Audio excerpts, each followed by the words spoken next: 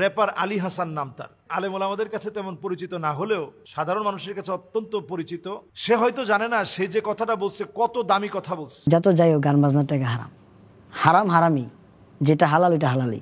হারাম তো হারামি, হারাম স্পষ্ট। আপনি তার শব্দ চয়নগুলো লক্ষ্য করবেন, সে নিজে উত্তর দিচ্ছে যেহেতু এটা হারাম, এই টাকা দিয়ে আমি বাজারঘাট করি না। যেহেতু গান বাজনাটা হারাম, এটা দিয়ে যে উপার্জিত টাকা পয়সাগুলো আসে, আমি এটা দিয়ে 3 তলা একটা বাড়ি করতেছি। আমার অটোর বিজনেসের টাকা আমার হালাল, আমি ওই টাকা আমার বাজার সদাই করি। আর মিডিয়ার জগতের টাকা দিয়ে আমি ধরেন বিল্ডিং খিচেই। তো এই জায়গায় ওনাকে আমি প্রথমে প্রশংসা করার পর এই জায়গায় বলবো যে ভাই, আমরা অনেক সময় মানুষের ভালো দিকগুলোর প্রশংসা করতে জানি না। আমাদের দেশের খুব অল্প সময়, একেবারে রাতারাতি বলতে গেলে, একজন র্যাপার তার গানের মধ্যে দেশের বাস্তবতা ফুটিয়ে তোলার কারণে খুব বেশি ফেমাস হয়ে যায় একেবারে রাতারাতি।